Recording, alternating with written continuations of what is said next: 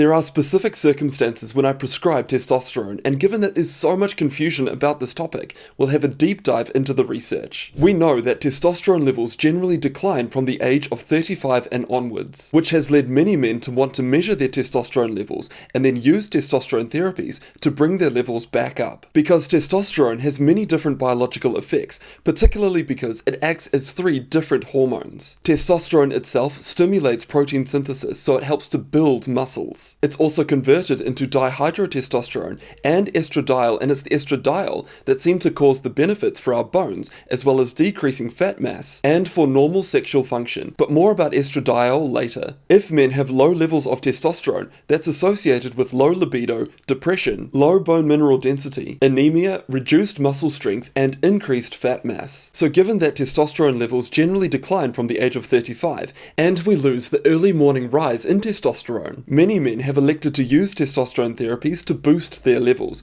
But is this a good idea? Do the benefits outweigh the risks? To explore this concept, a series of studies were done called the testosterone trials, which only included older men with symptoms of low testosterone and consistently low blood testosterone levels. And these trials found overwhelming evidence that testosterone therapy, it does improve sexual function, walking distance, mood, depressive symptoms, anemia, and bone density. So there are tangible benefits, but what about the risks? And the biggest risk is that we do see a greater increase in non-calcified coronary artery plaque volume. These are the blood vessels around the heart. So this study, it looked specifically at the blockages in those blood vessels, and they could see over a 1-year period, when testosterone therapy was used, those men who were using that therapy, they had further blockages in their blood vessels compared to placebo, which is very concerning because this is non-calcified plaque. What that means is that it can easily break away and cause heart attacks. There was also a clear increase in the prostate-specific antigen in the blood,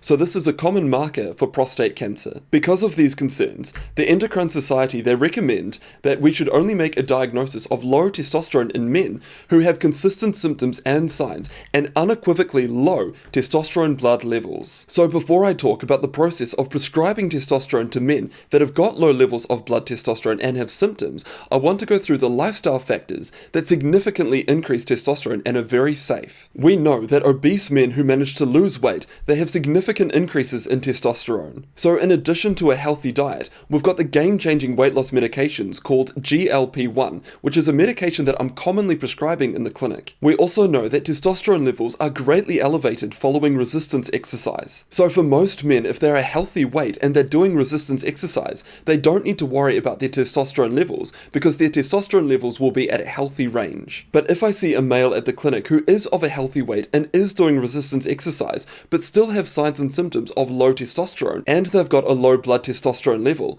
then we consider testosterone therapy. Here's the approach based on the clinical guidelines. If there are signs and symptoms of testosterone deficiency, we arrange an early morning blood testosterone level. If that initial measurement is low, we repeat it, but we also add on LH, FSH, and prolactin. Then I get in contact with a local endocrinologist because depending on how low the levels of testosterone are, they may want to do pituitary imaging, so that's a gland in the brain. And if it's decided that that patient would benefit from testosterone therapy, we need to do some safety checks. We need to make sure that they don't have prostate cancer and that we exclude polycythemia. So polycythemia is a high red blood cell count. Once we've done all of that, then I prescribe the testosterone therapy, and I've seen firsthand how much it can radically improve a patient's life. And we usually use a testosterone gel because they typically result in normal and relatively stable blood testosterone levels, and most patients prefer them to other preparations. While patients are on this therapy, we need to do everything that we can to minimize the risks. I regularly screen my patients for prostate cancer,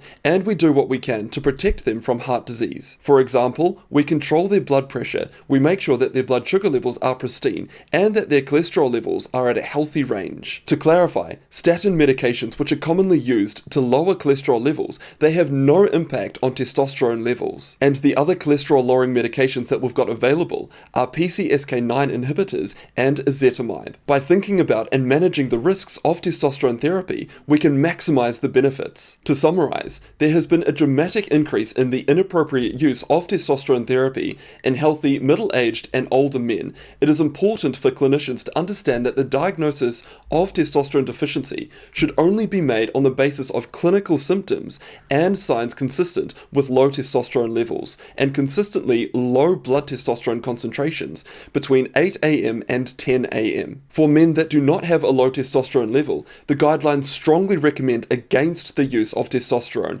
and this is in line with the Endocrine Society guidelines as well. For most men, we've got safer ways to boost testosterone levels. We can use medications such as GLP-1 to make sure that patients are at a healthy weight, and if we combine that with resistance exercise, most men do not need to worry about their testosterone levels. However, there are a select few men that do need testosterone replacement therapy, and I've seen firsthand the significant benefits that those men can get. But there's something bigger on the horizon, and that's a molecule called 17-alpha estradiol. This is a so-called non-feminizing estrogen, and when it was tested in male mice, it extended their lifespan by a whopping 19%. Plus, those mice had larger muscles. So I'm very excited for human studies to look into 17-alpha estradiol, because that might be a therapy that most men should be on. Time will tell. Just remember, when you are doing resistance exercise, make sure you're getting enough protein, and I've got a video about the protein research here. A massive thank you to DoNotAge.org for their $10,000 donation to my rapamycin study. They are a health research organization, and to benefit from their ingredients as well as the 10% discount code, check out the pinned comment.